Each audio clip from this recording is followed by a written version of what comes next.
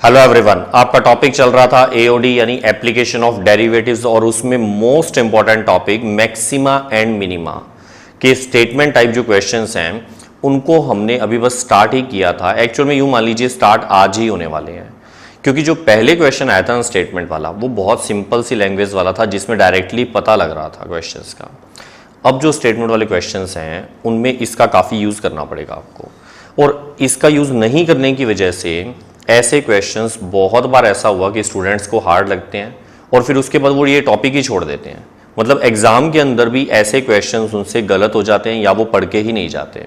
लेकिन बहुत ही सिंपल से क्वेश्चन है, देखो लेंदी होंगे थोड़े से, ठीक है, लेकिन ये सबसे ज़्यादा मार्क्स में क्वेश्चन यही बनते हैं मैक्सिमा एंड मिनिमा वाले। तो बड़े ध्यान से समझने वाला टॉपिक है और है ना प्रैक्टिकल नॉलेज वाला टॉपिक है, आपकी डेली लाइफ से रिलेटेड है। काफ़ी सारी ऐसी प्रॉब्लम्स हैं जो आप डेली लाइफ में फेस करते हो, उसी से रिलेटेड होंगी।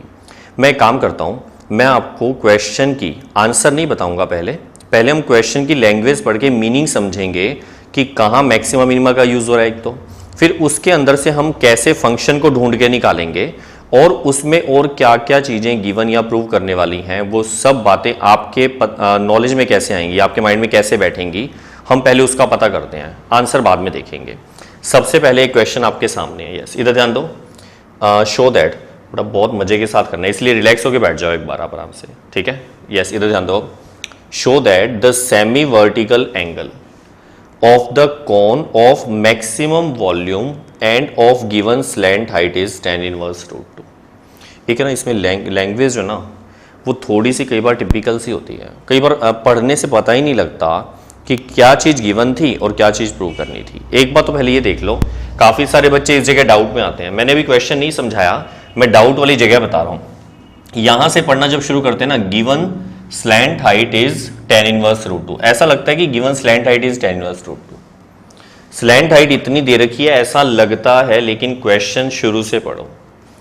ये कहना चाहते हैं semi vertical angle of the cone is tan inverse √2।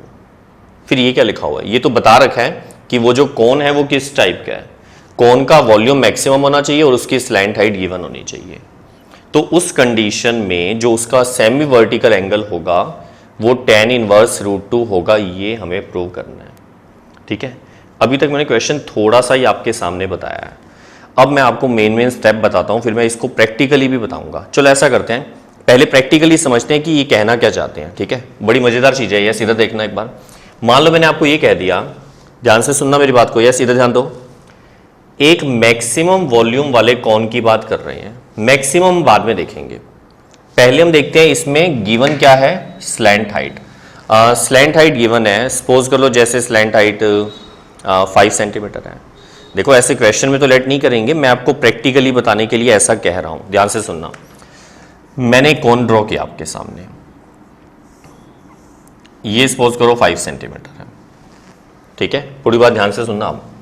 अब इस कंडीशन में हो सकता है मैं इस तरह से डायग्राम ना बनाता, मैं ऐसे बनाता, ये मैंने 5 सेंटीमीटर ले लिया और कौन मैंने ऐसा बना दिया।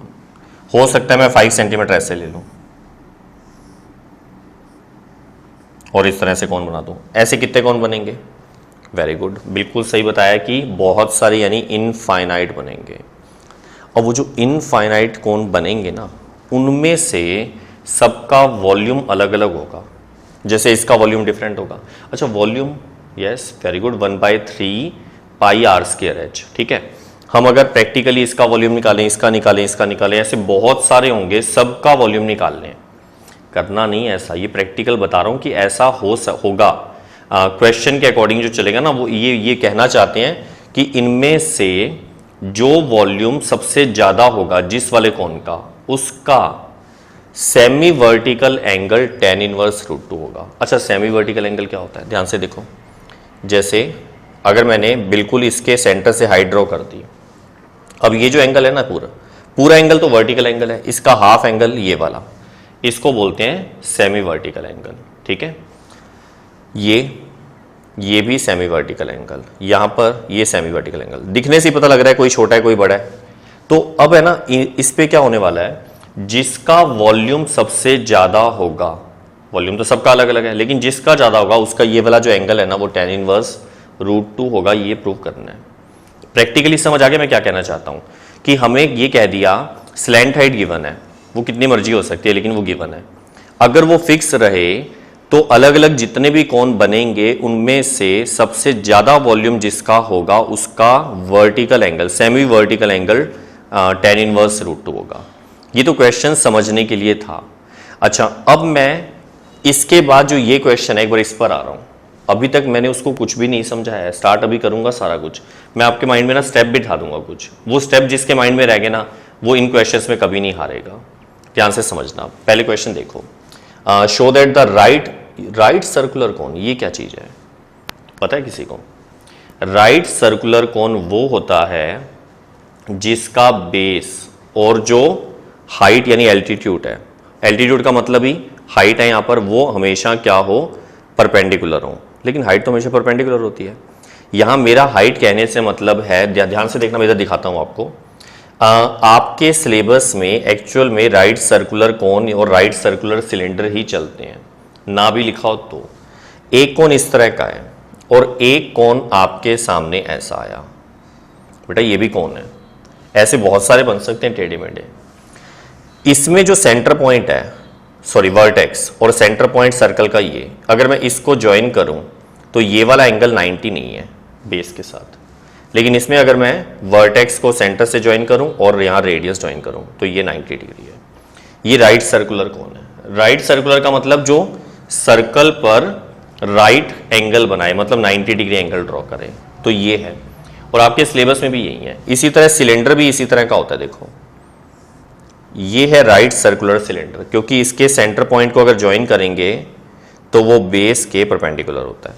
लेकिन सिलेंडर इस टाइप के भी होते हैं बेटा। अब इसमें अगर सेंटर को ज्वाइन करेंगे ना तो ये बेस के साथ 90 डिग्री एंगल नहीं ड्रॉ करेगा। ये राइट सर्कुलर नहीं है, ये राइट सर्कुलर है। ठीक है, आपके सिलेबस में ना लिखा हो तो भी राइट सर्कुलर ही लेंगे, ध्यान रखना। अच्छा, अब मेरी बात सुनो।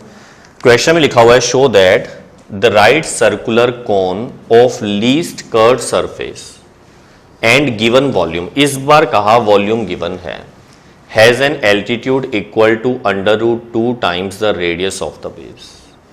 क्वेश्चन पढ़ के ऐसा लगता है सर ये क्या दे रखा है, कुछ पता ही नहीं लग रहा। बेटा अभी शुरुआत है आप लोगों की, और आपको खुद ही ना धीरे धीरे मजे आएंगे इन क्वेश्चंस में। अभी शुरुआत में थोड़े से हार्ड लगते हैं, जैसे जैसे आगे बढ़ेंगे और हम बहुत सारे क्वेश्चन करेंगे और बहुत इंटरेस्ट के साथ करेंगे। ऐसे इधर देखो एक मिनट, इधर देखो एक minute. Show that the right circular cone of least curved surface and given volume. हम एक काम करते हैं, ये कहना चाहते हैं कि गिवन वॉल्यूम, जैसे मान लो 10 सेंटीमीटर क्यूब, कुछ भी हो सकता है, मैंने एक बार लेट कर लिया। मैंने आपको कहा कि ऐसे कोन बनाते हैं जिनका वॉल्यूम है 10 सेंटीमीटर क्यूब। देखो अब इधर, अब प्रैक्टिकली समझा रहा हूं कि मीनिंग क्या है, फिर थ्योरेटिकली चलेंगे। मान लो इस कोन का वॉल्यूम है 10 सेंटीमीटर क्यूब, पता नहीं कितना है, मैंने एग्जांपल लिया है। अब मैंने एक और बनाया, इसका वॉल्यूम भी 10 सेंटीमीटर क्यूब, एक मैंने और बनाया, इसका वॉल्यूम भी मैंने क्या लिया, 10 सेंटीमीटर क्यूब। लेकिन आपको सबको पता है इन सब में अगर मैं कर्व्ड सरफेस एरिया निकालूंगा, कर्व्ड सरफेस समझते हो ना, πr/l, याद है बेटा? ये फॉर्मूले याद होने चाहिए आप लोगों को। तो ये इसका और इसका सबका अलग अलग आएगा। तो ये कहना चाहते हैं कि जिसका लीस्ट होगा कर्व्ड सरफेस, लीस्ट का मतलब सबसे छोटा, सबसे कम। देखो सबके अलग अलग आएंगे और बहुत सारे बनेंगे इनफाइनाइट। उन सबका अगर मैं कर्व्ड सरफेस एरिया निकाल दूं तो जो सबसे मिनिमम एरिया निकलेगा, सबसे छोटा एरिया, उस वाले राइट सर्कुलर कोन में, ध्यान से देखो अब आगे क्या लिखा हुआ है, उसका जो एल्टीट्यूड होगा, मतलब ये वाली हाइट की बात कर रहे हैं h, ये √2 टाइम्स होगा the radius of the base. Base की रेडियस r लेट कर ली, तो h इक्वल्स टू √2r। ये हम प्रूव करेंगे, ये हमसे शो करवाना चाहते हैं। दोबारा सुन लो, हमें कहा कि अलग अलग जैसे बहुत सारे कोन हैं, लेकिन इन कोन में एक चीज कॉमन है कि सबका वॉल्यूम एक जैसा है, वो गिवन है आपको। गिवन वॉल्यूम का मतलब यही है कि सबका वॉल्यूम सेम है। ठीक है, बात समझ आ रही है मेरी? अगर सबका वॉल्यूम सेम है लेकिन दिखने में आपको पता लग रहा है कि सबके सरफेस एरिया या कर्व्ड सरफेस एरिया डिफरेंट होंगे, मान लो सबके निकाल लिए, प्रैक्टिकल करके हमने सबके निकाल लिए, फिर हमने देखा कि सबसे जो छोटे वाला एरिया आया था, सबसे जो कम एरिया आया था, उस वाली कंडीशन में, उस वाले कोण में जो हाइट थी वो रेडियस की √2 टाइम्स थी। ये हमें प्रूव करना है। देखो प्रूव तो थ्योरेटिकली करना है, लेकिन ये चीज़ें प्रैक्टिकली भी प्रूव होती हैं। हम प्रैक्टिकल नहीं कर सकते, हम इतने सारे कोण बनाने बैठेंगे, इतना टाइम वेस्ट करेंगे। आप करना चाहो तो भले कर लेना, लेकिन टाइम वेस्ट हो जाएगा। अब हम उस टाइम को बचाने के लिए ही थ्योरेटिकल पोर्शन सीखेंगे। अब मैं काम करता हूँ, इतनी सारी जो आप लोगों को कॉम्प्लिकेटेड सी चीज़ें लग रही हैं ना, इसको मैं थोड़ा सा स्टेप में डाल देता हूँ। ध्यान से सुनना, मैं ऐसा करता हूँ, मैं आपके सामने 4 स्टेप बता रहा हूँ, और जिसको ये 4 स्टेप याद रह गए, मेरी गारंटी है कि चाहे आपकी बुक के क्वेश्चंस हो, चाहे एक्स्ट्रा कोई मर्जी क्वेश्चन आ जाए, कंपटीशन लेवल तक के आ जाएं, वो सारे इन 4 स्टेप से सॉल्व हो जाएंगे। और बड़े ध्यान से सुनना है बेटा, ये 4 स्टेप याद रह गए तो आपका काम बड़ा ईजी हो जाएगा। तो ध्यान से सुनो। स्टेप नंबर 1, फर्स्ट स्टेप ये है कि इस टाइप के क्वेश्चन में, स्टेटमेंट वाले क्वेश्चंस में आपको कुछ ना कुछ गिवन होगा। जैसे इसमें क्या लिखा हुआ है, गिवन स्लैंट हाइट। कितनी है स्लैंट हाइट, बताया ही नहीं है। मतलब ये बता रही है ना tan इनवर्स √2, बेटा ये स्लैंट हाइट नहीं है, ये तो सेमी वर्टिकल एंगल है। फिर गिवन स्लैंट हाइट लिख दिया, लेकिन इन्होंने ये तो कह दिया स्लैंट हाइट दे रखी है, लेकिन बताया नहीं कितनी है। अच्छा इसमें चेक करो, इसमें क्या लिखा हुआ है, गिवन वॉल्यूम। गिवन वॉल्यूम, लेकिन बताया ही नहीं वॉल्यूम कितना है। वो तो मैंने लेट किया था 10, इसका मतलब इन्होंने तो नहीं बताया ना। अब ध्यान से सुनो, इस टाइप के क्वेश्चन में कुछ ना कुछ गिवन होता है, लेकिन गिवन ही नहीं होता। मतलब इन्होंने कह तो दिया भाई ये चीज़ दे रखी है, लेकिन दी कहाँ है ही नहीं हमारे पास। तो अब ये क्या कर रहे हैं, ये हमें एक चीज़ कोई भी, चाहे वो स्लैंट हाइट हो चाहे वो वॉल्यूम हो, वो बता तो रहे हैं, मतलब गिवन तो है लेकिन गिवन नहीं है। फिर हम क्या करेंगे, हम एक काम करेंगे, हम ऐसा करते हैं कि जो ये कहते हैं ना कि गिवन है, हम उसको कुछ एज्यूम कर लेंगे। जैसे मान लो मैंने स्लैंट हाइट को एल लेट कर लिया। कई बच्चे बोलते हैं सर स्लैंट हाइट का सिंबल ही एल होता है। बेटा ये कोई फिक्स थोड़ा ना होता है, वो तो चेंजेबल होता है। इसका मतलब जो हम लेट कर रहे हैं ना एल, वो हम ये लेट कर रहे हैं कि एल एक्चुअल में गिवन था। और गिवन का एक्चुअल मीनिंग जानते हो, कांस्टेंट। क्यों, क्योंकि वो चीज़ गिवन है, इसका मतलब वो कांस्टेंट होएगी। तो मेन मकसद तो यही है हमारा कि ये जिस चीज़ के बारे में बोलेंगे कि ये गिवन है, वो हमेशा कांस्टेंट है। बस इतनी बात दिमाग में बिठा लो। ये स्टेप नंबर 1 है, दोबारा सुन लो। स्टेप नंबर 1 में क्या करना है, कोई चीज़ गिवन होगी लेकिन गिवन नहीं होगी, तो हम उसको लेट कर लेंगे, और हम ये भी लेट कर लेंगे कि हमने नहीं लेट किया, वो गिवन था। ये क्या बोल दिया, मैं सीधा सी बात बोलता हूँ कि जो चीज़ गिवन होगी वो कांस्टेंट है, और वो हम लेट कर लेंगे कुछ भी, जैसे एल, अल्फा, बीटा, के, ए, बी, सी, डी, कुछ भी। ठीक है, नंबर मत लेट करना, मतलब न्यूमेरिकल नंबर नहीं होने चाहिए। जैसे आपने 1 2 3 4 ऐसे ले लिया तो गलत है, क्योंकि हमें वो पता नहीं है। ठीक है, मेरी बात समझ आ गई। स्टेप नंबर 1 समझ आया कि जो चीज़ गिवन है उसको कांस्टेंट लेट कर लेंगे, कुछ भी। अब स्टेप नंबर 2, ध्यान से सुनना, मोस्ट इंपॉर्टेंट स्टेप है। स्टेप नंबर 2 ये है कि हर क्वेश्चन में कहीं ना कहीं कुछ ना कुछ मैक्सिमम या मिनिमम करना होगा, किसी भी चीज़ को मैक्सिमम या मिनिमम। तो जिसको मैक्सिमम या मिनिमम करना है वही हमारा फंक्शन होगा। फंक्शन से मीनिंग क्या है, मतलब जिस पर हम local maxima and local minima का पूरा प्रोसेस लगाएंगे, वो फंक्शन है। दोबारा सुनो, जिसको मैक्सिमम या मिनिमम करना है वही फंक्शन है।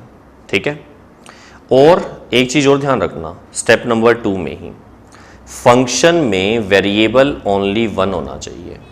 अगर 1 से ज़्यादा वेरिएबल हैं तो आपको हटाना पड़ेगा। ये स्टेप आप लोगों को थोड़ा सा हार्ड लगेगा।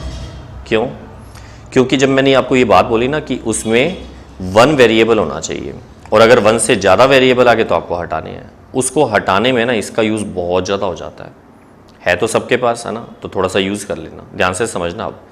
अब मैं स्टेप नंबर 2 फिर से बोल रहा हूँ, जिसको मैक्सिमम मिनिमम करना है वो फंक्शन है, और फंक्शन में वेरिएबल ओनली 1 होना चाहिए। ठीक है, अब स्टेप नंबर 3। स्टेप नंबर 3 में हम local maxima and local minima का कंप्लीट प्रोसेस लगाएंगे, जो पहले से लगता आ रहा है। मतलब फर्स्ट टाइम डिफरेंशिएशन 0 के इक्वल पुट करेंगे, वहाँ से क्रिटिकल पॉइंट्स आ जाएंगे, फिर उन पॉइंट्स को हम डबल डिफरेंशिएशन करके उसमें पुट करेंगे।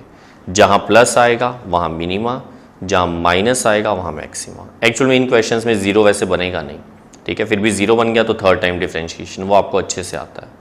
अच्छा, अब इसके बाद स्टेप नंबर 4। फोर्थ स्टेप में क्वेश्चन के जो लास्ट में लिखा है उसको प्रूव करना पड़ेगा। मतलब यहां पर हमें कहा है show that semi vertical angle is tan inverse √2। मतलब हमें tan इनवर्स √2 प्रूव करना है एंगल। ठीक है, ये जो लास्ट है ना, फोर्थ स्टेप में बोल रहा हूं कि क्वेश्चन के लास्ट में कुछ ना कुछ लिखा होगा प्रूव करने के लिए।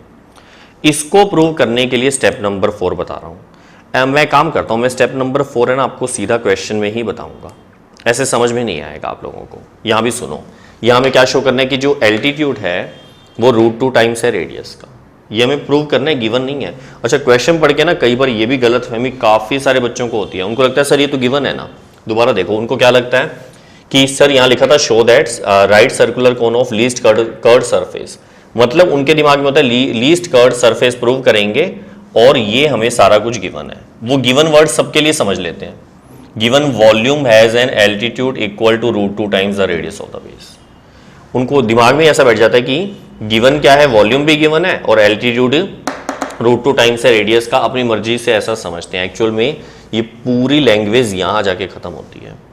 ये जो शो दैट है ना, ये लीस्ट के लिए भी यूज हो रहा है और एल्टीट्यूड √2 टाइम्स होगा रेडियस का, इसके लिए भी इकट्ठा यूज हुआ। पढ़ने से कंफ्यूजन होती है। ठीक है, फिर से सुनो। 4 स्टेप नंबर 1। बेटा बार बार इसलिए बता रहा हूं, मैं जानता हूं मोस्ट इंपॉर्टेंट क्वेश्चन है और नहीं सुनने की वजह से ना, या माइंड में नहीं रखने की वजह से गड़बड़ बहुत होती है। फिर आपको हार्ड लगेगा, धीरे धीरे आपका छोड़ने का मन करेगा ऐसा टॉपिक, जबकि सबसे इंटरेस्टिंग टॉपिक यही है। अब दोबारा सुनो, स्टेप नंबर 1 क्या है, यस साथ साथ बताओ कि जो गिवन होगा उसको कांस्टेंट लेट कर लेंगे। सेकंड नंबर, यस जिसको मैक्सिमम या मिनिमम करना है वो फंक्शन है और फंक्शन में वेरिएबल ओनली 1 होना चाहिए, नहीं है तो बनाएंगे। ठीक है। Step number 3, local maxima local minima का कंप्लीट प्रोसेस लगाएंगे। स्टेप नंबर 4 अभी तक मैंने बताया नहीं है, बस इतना बता दिया कि जो क्वेश्चन के लास्ट में अलग से कंडीशन लिखी होगी उसे प्रूव करना पड़ेगा। अब उसे प्रूव करने के लिए क्या किया जाएगा वो मैं क्वेश्चन में बताऊंगा। ठीक है, अब शुरू करें क्वेश्चन। यस आप लोग, मैं ऐसा करता हूं इस क्वेश्चन को बाद में कराऊंगा, मैं इसको इरेज कर रहा हूं सारे रफ वर्क को। उस क्वेश्चन पे ध्यान दो। उस क्वेश्चन में लिखा हुआ है show that the semi vertical angle of cone of maximum volume end of given slant height is tan inverse √2। अब समझो इसमें, देखो सबसे पहले फर्स्ट स्टेप पे आओ। फर्स्ट स्टेप क्या था कि जो गिवन होगा उसे आप कांस्टेंट लेट करोगे, तो मैं यहीं से स्टार्टिंग करने वाला हूं। देखो यस सबसे पहले let given slant height of cone is कुछ भी, जैसे L लेट कर लिया।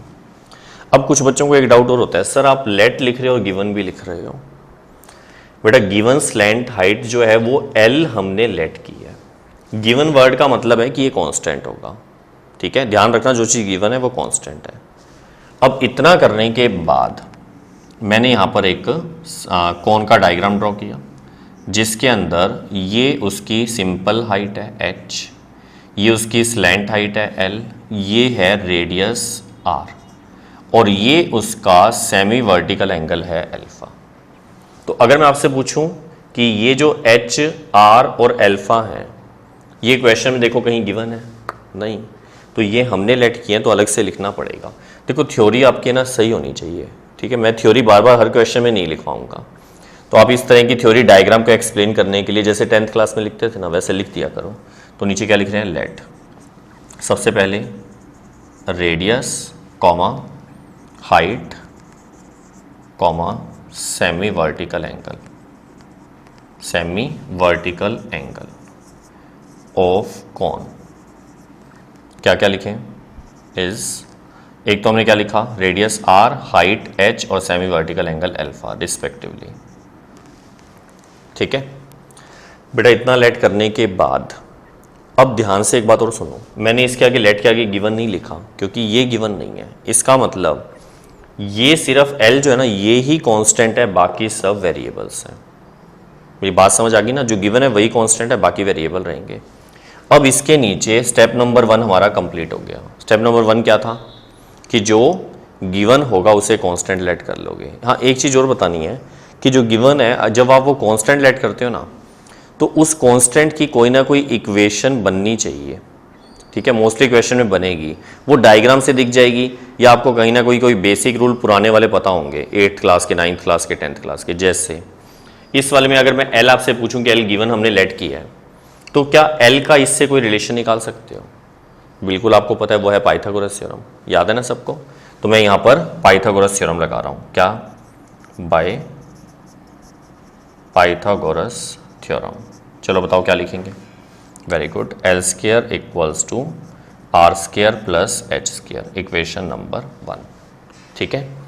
दोबारा सुन लो, जो गिवन है वो कांस्टेंट होगा, कांस्टेंट की कोई ना कोई इक्वेशन शुरू में ही लिख लिया करो, इससे आपका क्वेश्चन इजी रहे।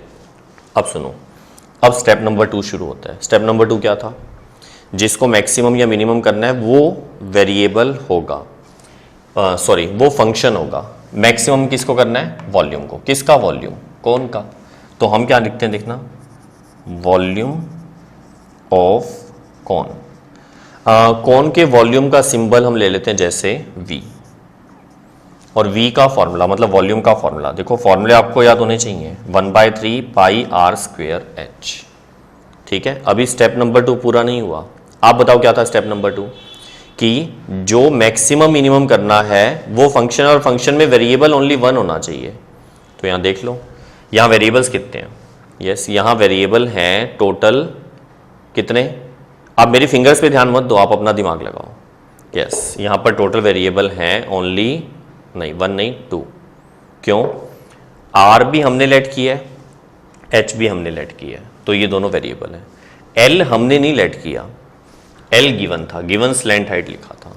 सिंबल हमने लेट किया था लेकिन गिवन था। मैंने कहा आपको जो गिवन होगा वो कांस्टेंट होगा, तो एल वेरिएबल नहीं है, ध्यान रखना, ठीक है। आर और एच इसमें 2 वेरिएबल आ रहे हैं। अब मैंने आपको क्या कहा था? 1 वेरिएबल आना है। तो यहां मैंने कहा था थोड़ा सा दिमाग यूज होता है और कई बार थोड़ा सा ज्यादा। तो यहां पर आपने क्या करना है? 1 वेरिएबल लाना है, उसके लिए थोड़ा सा दिमाग लगाएंगे ऊपर की तरफ। यहां से आर स्क्वायर की वैल्यू आ जाएगी L square minus H square. सही है इतना? बेटा ये समझ आ गया अच्छे से? अब आप ध्यान से सुनते रहो, यस इधर देखो। अब इसमें वेरिएबल चेक करो टोटल कितने हैं। यस, यहां टोटल अभी भी 2 वेरिएबल्स नहीं है। बेटा फिंगर्स पे ध्यान मत दो, ठीक है। फिंगर्स में ऐसे ही घुमाता रहता हूं। यहां पर टोटल वेरिएबल ओनली 1 ही है। क्यों?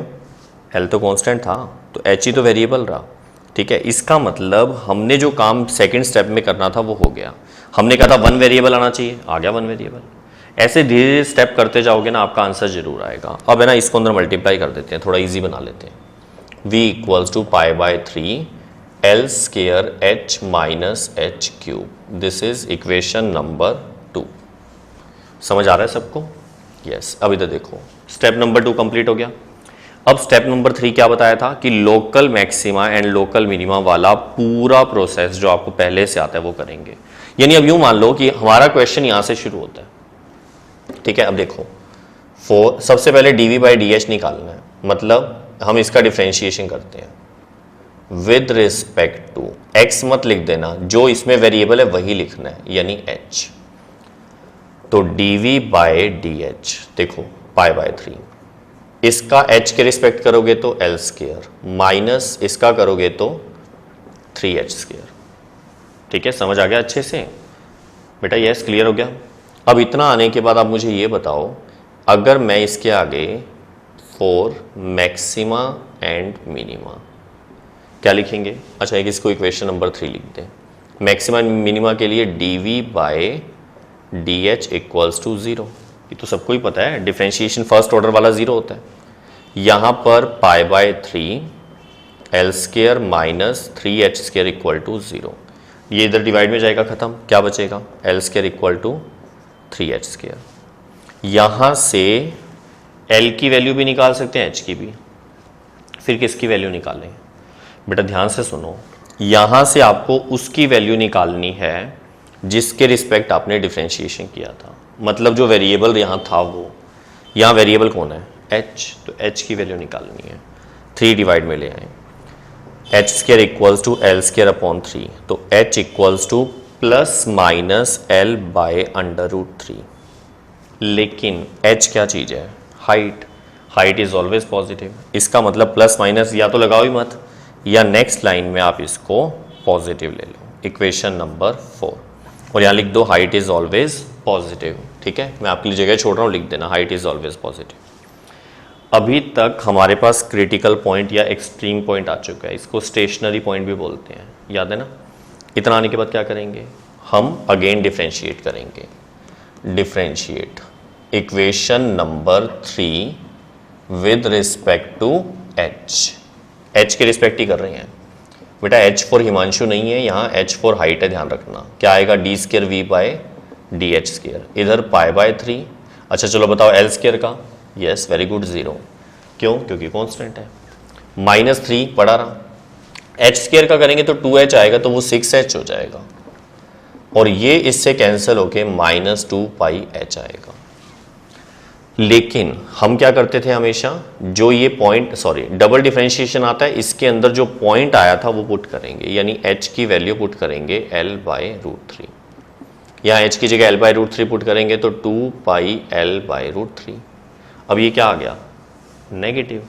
नेगेटिव आने का मतलब लेस देन 0, और अगर ये लेस देन 0 आ रहा है तो यहाँ से सबको पता लग जाएगा कि फंक्शन जो होगा वो मैक्सिमम होगा। कौन सा फंक्शन, जो यहाँ हमने लिया था, यानी v। तो हम नीचे क्या लिखेंगे, देखो दो बातें लिख सकते हैं। h इज मतलब h का मतलब क्या है, L/√3, this is point of maxima. ठीक है, और इसको अगर मैं मॉडिफाई करके यूँ लिख दूँ, therefore volume v is maximum at h equals to L/√3। तो इससे पूरा ही क्लियर हो जाता है, एक तो पॉइंट ऑफ मैक्सिमा भी दिखता है, और वॉल्यूम जो है वो मैक्सिमम है ये भी दिख रहा है। मैंने यहाँ v क्यों लिखा, क्योंकि जो ऊपर होगा वही फंक्शन होगा और वही मैक्सिमम या मिनिमम होगा। ठीक है, इससे हमारा स्टेप नंबर 3 अब कंप्लीट हो गया, और हमें जो कहा था ना मैक्सिमम वॉल्यूम, वो भी प्रूव हो गया। समझ आ रही है बात। तो यहां तक मैक्सिमम मिनिमम जो भी होगा वो प्रूव आपका पक्का हो जाएगा। इसके बाद स्टेप नंबर 4। स्टेप नंबर 4 सिर्फ उन्हीं क्वेश्चंस में होगा जिनमें लास्ट में अलग से कोई कंडीशन भी प्रूव करने को दे रखी हो। जो पढ़ने से गलतफहमी होती है, पढ़ने से ऐसा लगता है कि सर वो तो दे रखी है, ऐसा लग रहा है, लेकिन वो गिवन नहीं होती, वो प्रूव करनी पड़ती है। मतलब आपको शो क्या करना है, semi vertical angle is tan inverse √2। मैंने अभी तक आपको ना स्टेप नंबर 4 सिखाया ही नहीं है, अब सिखा रहा हूँ। स्टेप नंबर 4 में ये काम करना है कि जो लास्ट में अलग से कंडीशन दे रखी है प्रूव करने के लिए, आपको बेटा ध्यान से सुनना, आपको हमेशा जो आपने कांस्टेंट लेट किया था, कौन सा, L, वो फर्स्ट इक्वेशन में कहीं ना कहीं होगा, देखो ये रहा, और एक जो आपने स्टेशनरी पॉइंट निकाला था उसके अंदर होगा, मतलब क्रिटिकल पॉइंट, ये देखो इसमें भी है। आपने हमेशा इन इक्वेशंस का यूज करके उस कांस्टेंट को गायब करना, आपका आंसर आ जाएगा। ठीक है, कई बार ऐसा होगा, कई बार हमारे पास इक्वेशन 1 नहीं होगी या इक्वेशन 4, दोनों बाई चांस होंगी और एक से आंसर निकल जाएगा, तो कुछ नहीं होता। सीधी सी बात पता है क्या है, 1 नंबर इक्वेशन और 4 नंबर इक्वेशन, इन्हीं का यूज करके आंसर पक्का निकलेगा आपका। ठीक है, कई बार सिंगल से निकल जाएगा, कई बार डबल का यूज करके। कौन कौन सी इक्वेशन, जिसमें वो कांस्टेंट है जो हमने लेट किया था, गिवन वाला। ठीक है, L उसमें भी, L इसमें भी है। तो अब हम क्या करते हैं, L को रिमूव करते हैं दोनों से। देखो, फ्रॉम फर्स्ट एंड फोर्थ, चलो बताओ यहां से L की वैल्यू क्या आएगी, √3h, ये वैल्यू उसमें पुट कर देते हैं, वहां L की जगह √3h square equals to r square plus h square, ये L की वैल्यू मैंने इसमें पुट कर दी, √3h। अब इसका स्क्वायर करेंगे तो आएगा 3h square equals to r square plus h square, plus h square इधर जाएगा तो 2h square equals to r square. यहाँ से 2 क्या आ जाएगा, r square upon h square. क्या मैं r square upon h square को अलग अलग लिखने की बजाय इस तरह लिख सकता हूँ, सही है। स्क्वायर हटाएंगे तो इधर r upon h equals to plus minus √2 मैंने क्यों नहीं लिखा, क्योंकि ये भी और ये भी दोनों ही लेंथ है, ये पॉजिटिव होंगी तो इनका रेशियो नेगेटिव हो ही नहीं सकता, सही है। अब r अपॉन h को आप इस डायग्राम में ढूंढो, ये एंगल अल्फा है, ये जो r है इस एंगल के लिए परपेंडिकुलर होगा और ये बेस होगा, पता ही है। तो कई बच्चे इसको बेस बोल देते हैं, बेटा एंगल के जो अपोजिट होता है वो परपेंडिकुलर होता है, ये बेस है। तो परपेंडिकुलर अपॉन बेस क्या होता है, tan अल्फा इक्वल्स टू √2। अगर tan को इधर शिफ्ट कर दें तो अल्फा की वैल्यू आ जाएगी tan इनवर्स √2, यानी सेमी वर्टिकल एंगल, ये सेमी वर्टिकल एंगल है, ये हमारे पास tan इनवर्स √2 आ गया। मतलब अब जाकर पूरा क्वेश्चन कंप्लीट हो गया। काफ़ी बड़ा सारा है ना, देखो बेटा, दिखने से ऐसा लगता है कितना बड़ा है, कितना मुश्किल से होगा। वो फर्स्ट अटैम्प्ट है ना, इसलिए हो सकता है माइंड में ऐसा शायद आ रहा हो, लेकिन वैसे इजी है। क्यों? यहाँ तक का थोड़ा सा सोचने वाला स्टेप है, ये सारा काम तो आपको पहले से ही आता है, ठीक है, और ये लास्ट में एक्स्ट्रा हो गया। ये मैं फिर से बताता हूँ आपको शुरू से। 4 स्टेप बता रहा हूँ स्टेटमेंट वाले क्वेश्चंस के लिए। फर्स्ट स्टेप क्या है कि क्वेश्चन में जो भी गिवन है आप उसको कांस्टेंट लेट कर लोगे, ठीक है। सेकेंड नंबर स्टेप क्या है कि जो मैक्सिमम या मिनिमम होगा वो हमेशा क्या होएगा, फंक्शन, मतलब जिसको प्रूव करना होगा वो हमेशा फंक्शन है। और सेकेंड स्टेप में ध्यान रखना है कि वेरिएबल फंक्शन में ओनली 1 होना चाहिए, नहीं है तो बनाना पड़ेगा, ठीक है। स्टेप नंबर 3 क्या था कि हम पूरा local maxima and local minima वाला प्रोसेस लगाएंगे, कंप्लीट लगाएंगे, ठीक है। उसके बाद स्टेप नंबर 4, ये उन क्वेश्चंस में होगा जिनके लास्ट में अलग से कुछ प्रूव करने को दे रखा हो। उसके लिए मैंने क्या बताया कि जो आपने कांस्टेंट लेट किया था उसकी इक्वेशन नंबर 1 और इक्वेशन नंबर 4, मतलब जो स्टेटमेंट जो कांस्टेंट लेट किया था उसकी इक्वेशन और जो स्टेशनरी पॉइंट आएगा उसकी इक्वेशन से आपने गिवन कांस्टेंट को गायब करना है। गिवन कांस्टेंट का मतलब था L, उसको गायब करोगे आंसर अपने आप आएगा, ठीक है। वो आपके सामने था, हमने उसको गायब कर दिया, आंसर आ गया।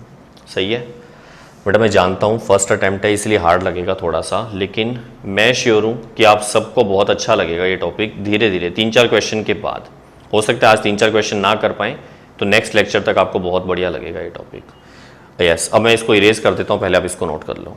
ओके, अब नेक्स्ट क्वेश्चन चेक करो। Show that semi vertical angle of right circular cone of given surface area, given surface area and maximum volume is sine inverse 1/3। Question क्या है कि आपको वॉल्यूम को तो मैक्सिमम करना है और सेमी वर्टिकल एंगल को साइन इनवर्स 1/3 प्रूव करना है, और गिवन क्या है, सरफेस एरिया। तो जो 4 स्टेप थे एक बार फटाफट बोलते हैं। यस, फर्स्ट स्टेप क्या था कि जो गिवन होगा उसको कांस्टेंट लेट करेंगे। सेकंड स्टेप, जिसको मैक्सिमम या मिनिमम करना है वो फंक्शन होगा और फंक्शन में वेरिएबल ओनली 1 होना चाहिए। सही है।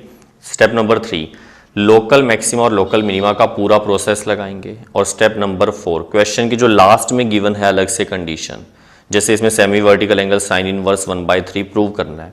इसको प्रूव करने के लिए स्टेप नंबर 4 था, जो मैंने क्या कहा था याद है, जो इक्वेशन 1 और 4 थी, इक्वेशन 1-4 कौन से वाली, जिसमें वो कांस्टेंट होगा जो हम लेट कर रहे हैं और जो स्टेशनरी पॉइंट है, क्रिटिकल पॉइंट, उनसे आपको गिवन कांस्टेंट को गायब करना है, आंसर अपने आप आएगा।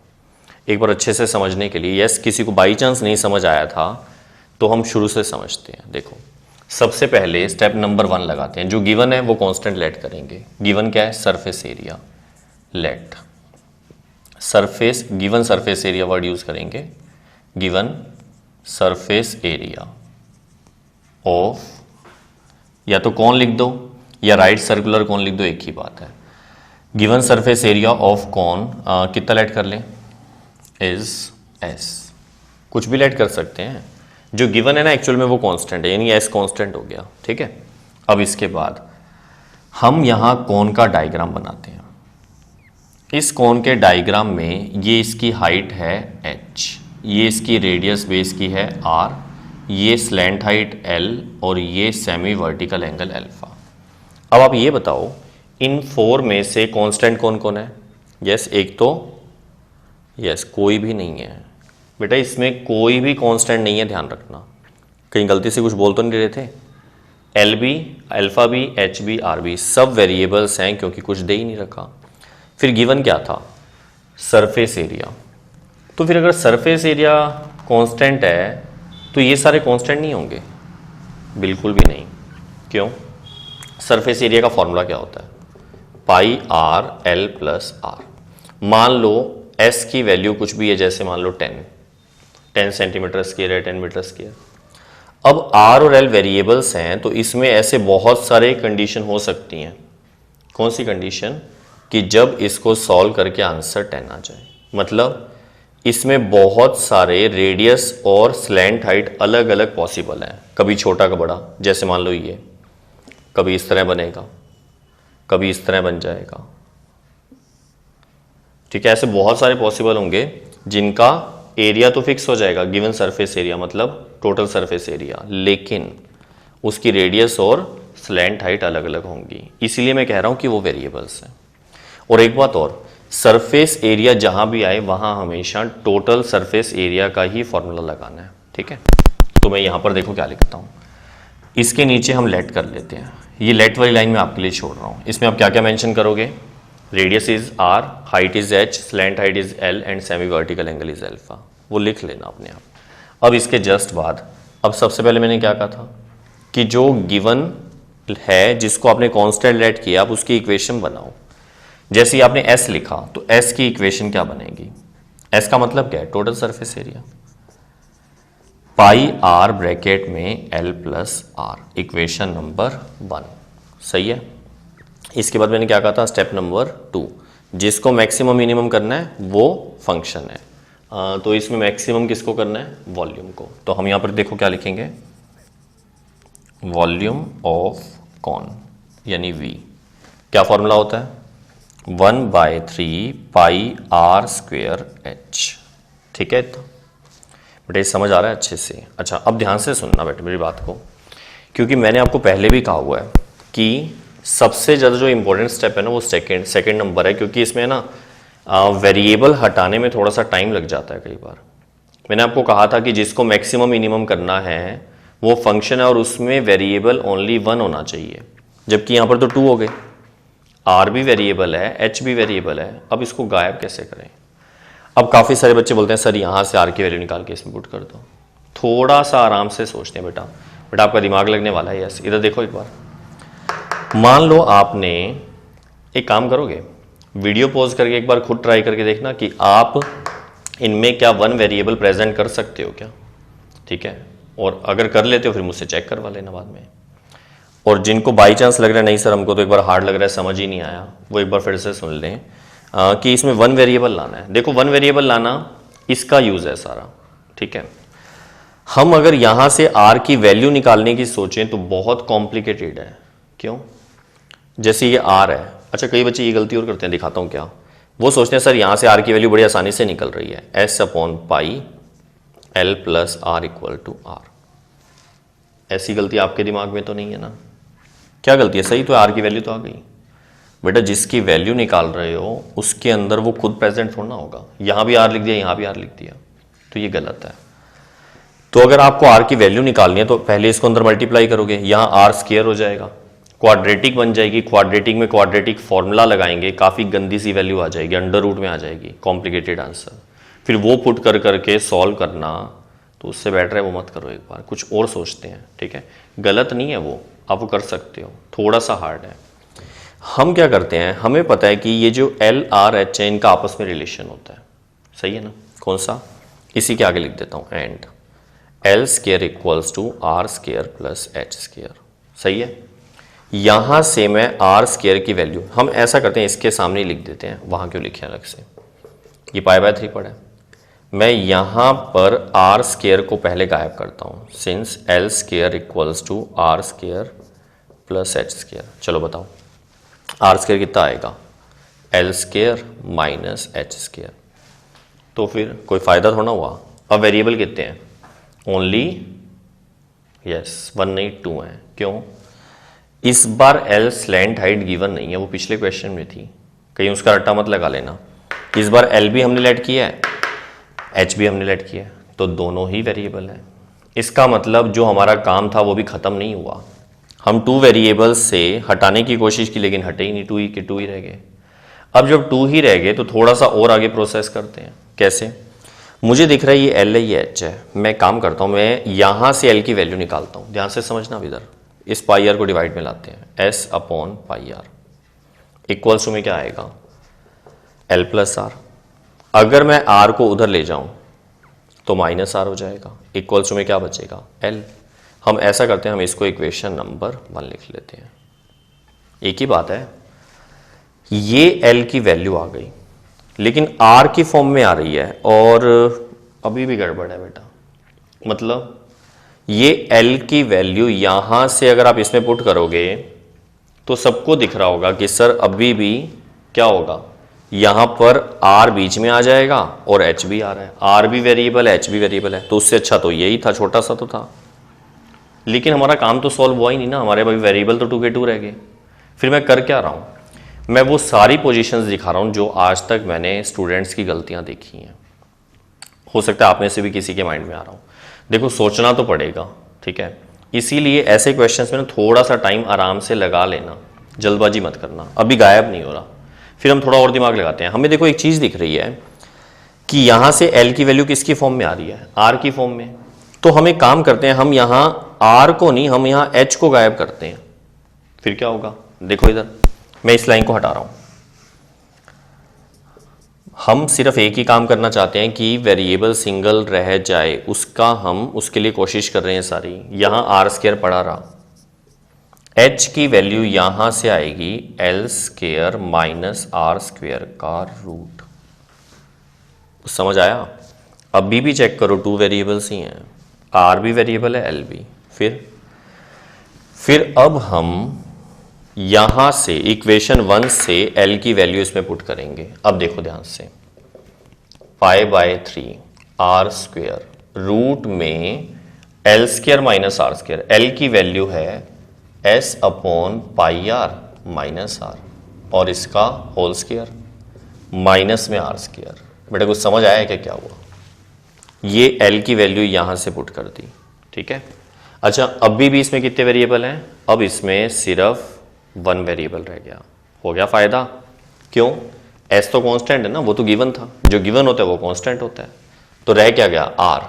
लेकिन काफी सारा कुछ आ गया, रूट भी आ गया। लेकिन ऐसा ये मतलब ये देख के कि रूट आ रहा है या फिर ऐसा ना हो, बेटा वो जो आना है वो तो आएगा ही आएगा। आप मेथड चेंज करोगे ना लास्ट में जाके तो यही बनेगा आपका। अब जब इतना बन गया, अब इसको सॉल्व कैसे करें? थोड़ी सी कैलकुलेशन देखो। ये रूट में a माइनस बी का whole square, A square minus 2ab करेंगे तो 2s upon pi plus B square यानी प्लस आर स्क्वायर, आगे क्या पड़ा है? Minus R square.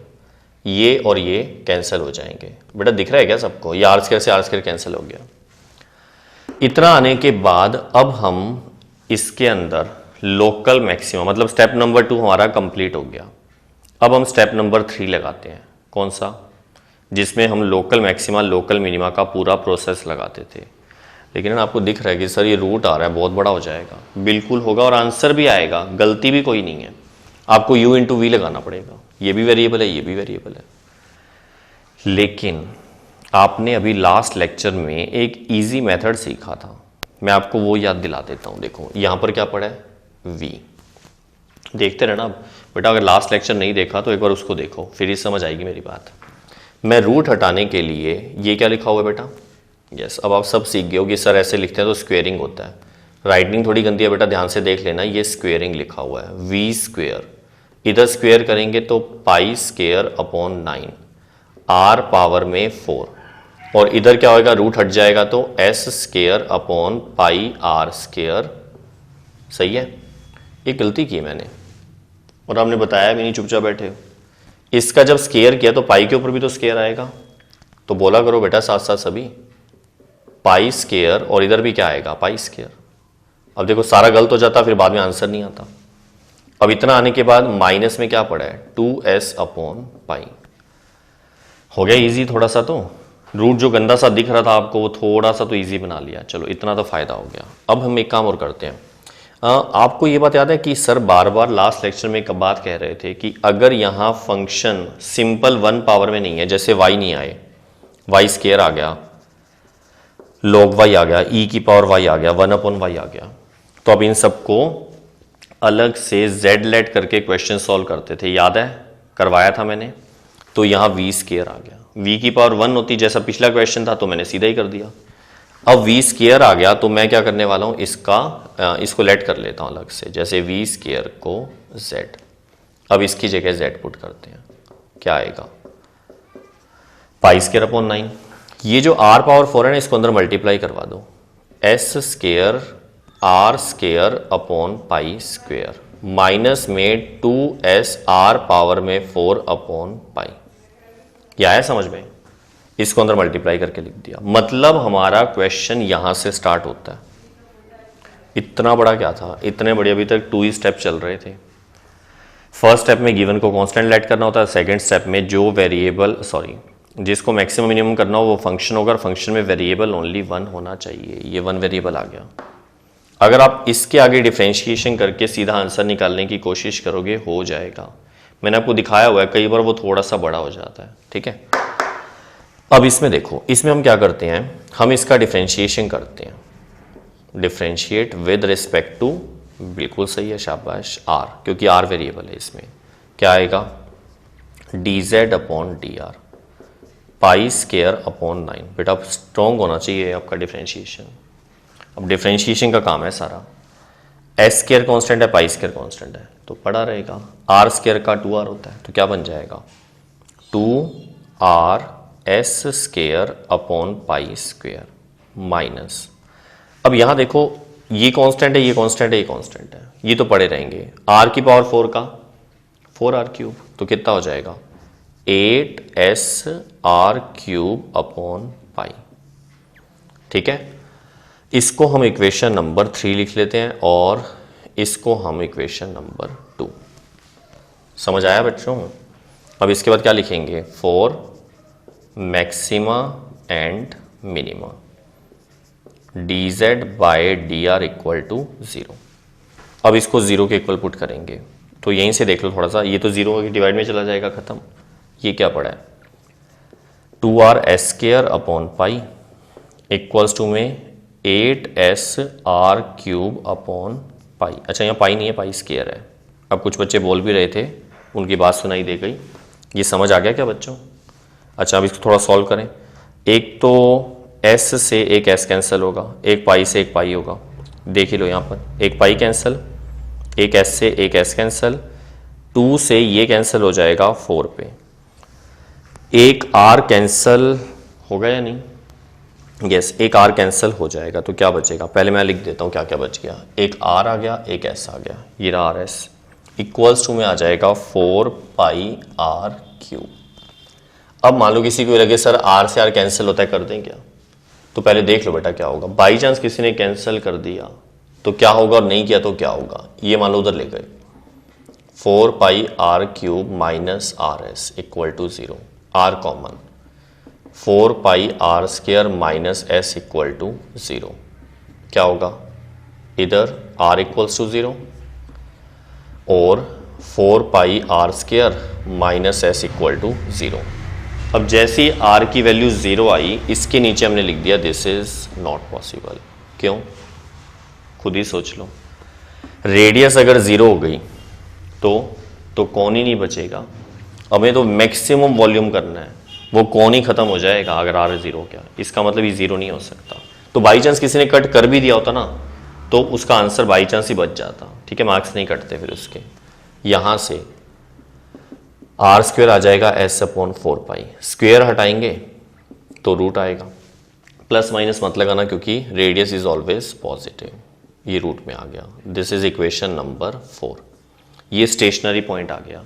चाहो तो 4 का रूट 2 बाहर निकाल सकते हो। ठीक है, आ रहा है समझ? इतना आने के बाद अब हम डबल डिफ्रेंशिएट करेंगे, मतलब D square Z by D R square, इसका डिफ्रेंशिएशन करवाना है।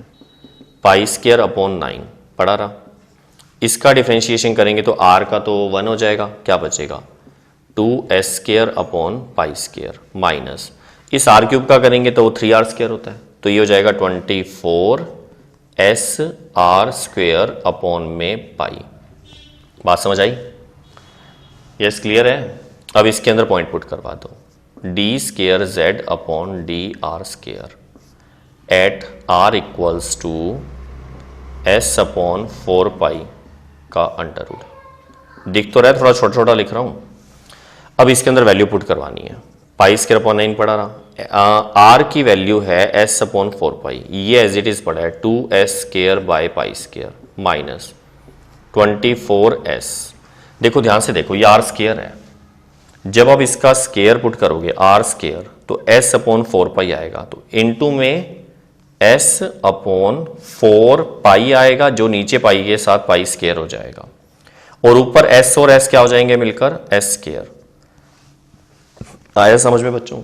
अब देखो इधर पाई स्केयर अपॉन 9, ये एलसीएम कितना आ रहा है इसका, ये पहले कैंसिल हो रहा है, देखो 4 से ही कैंसिल हो जाएगा 6 पे, अब एलसीएम आ जाएगा पाई स्केयर, ऊपर आएगा 2s square minus 6x square, तो सीधा ही लिख दूं माइनस 4s स्केयर, ये इससे cancel, minus 4s square upon 9, this is less than 0।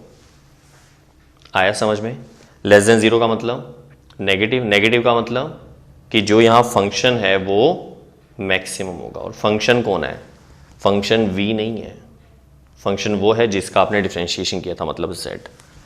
Therefore, z is maximum at r equals to s upon 4 pi under root। ये अभी हमारा स्टेप नंबर 3 कंप्लीट नहीं हुआ। क्यों बेटा? हमें तो v की बात करनी थी, क्योंकि वॉल्यूम चाहिए था ना मैक्सिमम, ये तो z की बात हुई है। तो जिसने लास्ट लेक्चर देखा था उसको याद होगा, ठीक है। मैं क्या लिखूंगा अभी, बस जगह नहीं है, मैं थोड़ा सा इधर इरेज करने वाला हूँ।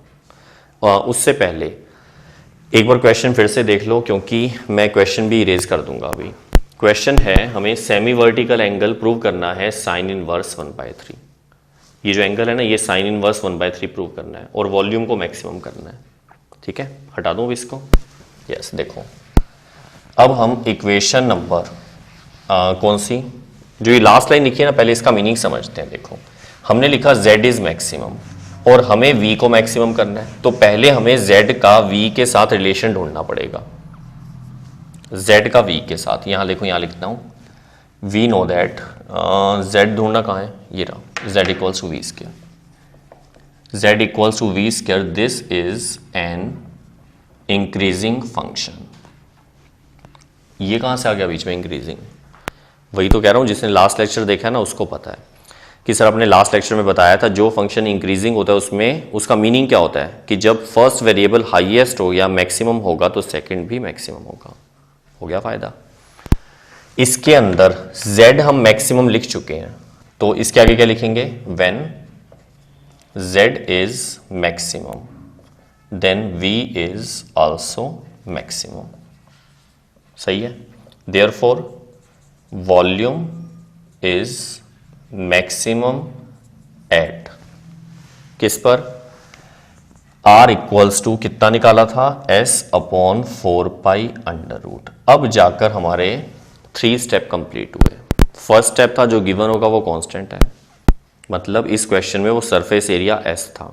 सेकंड स्टेप था कि जिसको मैक्सिमम मिनिमम करना है वो फंक्शन होगा और उसमें 1 वेरिएबल होना चाहिए। इसमें 1 वेरिएबल बनाने में थोड़ा सा टाइम लग गया था हमें, ये लगा करेगा आगे से, ध्यान रखना, ठीक है। इतना इजी मत लेना इस स्टेप को, ये सबसे ज़्यादा आपके लिए दिमाग वाला स्टेप होगा। और उसके बाद थर्ड स्टेप में दिमाग नहीं लगता, सिर्फ कैलकुलेशन चलती है कि हमें लोकल मैक्सिमा मिनिमा का पूरा प्रोसेस लगाना पड़ता है। वो इतना बड़ा प्रोसेस है। देखो यहाँ तक 3 स्टेप हो गए। लास्ट स्टेप था 4th नंबर की, अगर क्वेश्चन के लास्ट में भी कुछ प्रूव करने को दे रखा है, जैसे इसमें था ना साइन इनवर्स 1/3 एंगल प्रूव करो, उसके लिए मैंने आपको एक बात कही थी कि जो स्टार्टिंग में आपकी इक्वेशन है जिसमें वो कांस्टेंट है जो हमने गिवन और लेट किया था, गिवन था और लेट किया था वो, और जो स्टेशनरी पॉइंट आएगा मतलब ये, इनसे आपको किसको गायब करना था, जो गिवन वाला कांस्टेंट है, मतलब सरफेस एरिया यानी s। हम इससे और इससे s को गायब करेंगे, तो या तो ये s यहां से निकाल के उसमें पुट कर दो या वहां से निकाल के इसमें पुट कर दो, तो वो थोड़ा इजी रहेगा। यहां से अगर हम s निकालेंगे तो वो 4 पाई r स्क्वायर आएगा। तो मैं यहां देखो क्या लिखता हूं, फ्रॉम इक्वेशन नंबर 4 कितना है, s equals to 4 pi r square. इसी के आगे लिख देते हैं पुट इन इक्वेशन नंबर 1। देखो s की जगह आएगा 4 पाई r स्क्वायर, अपॉन में आएगा पाई r, माइनस में r इक्वल्स टू l। 4 से 4 सॉरी 4 नहीं, पाई से पाई कैंसल एंड एक r से एक r कैंसल, क्या बच गया 4r minus r that is 3r। आ रहा है समझ में? ये r एज इट इज पड़ा है, l नीचे ले आया और यहां 1/3 लिख सकता हूं। अब R अपॉन L है, जो आपके पास डायग्राम था कौन का, उसमें यहां R था, यहां L था, ये एंगल था। R upon L perpendicular upon hypotenuse is sine alpha. तो इसकी जगह यहां लिख देता हूं, ऊपर थोड़ी सी जगह कम है। Sine alpha equals to 1/3, then alpha equals to sine inverse 1/3, hence proved. हो गया पूरा खत्म। बट इतने बड़े बड़े क्वेश्चंस को देख के ना वैसे ही थोड़ी सी घबराहट होने लग जाती है कि सर हमसे होगा या नहीं। जबरदस्ती अपना कॉन्फिडेंस लूज मत करना, मेरी गारंटी है बड़े आराम से हो जाएगा ये टॉपिक। अभी शुरू है ना, इसलिए थोड़ा सा हार्ड लग रहा है। एक बार आज ज़्यादा क्वेश्चन नहीं करते। आज का लेक्चर यहीं खत्म कर रहे हैं और इसकी प्रैक्टिस थोड़ी सी अच्छे से कर लेना, ठीक है। नेक्स्ट लेक्चर में फिर मिलेंगे, तब तक के लिए हंसते रहिए और स्वस्थ रहिए।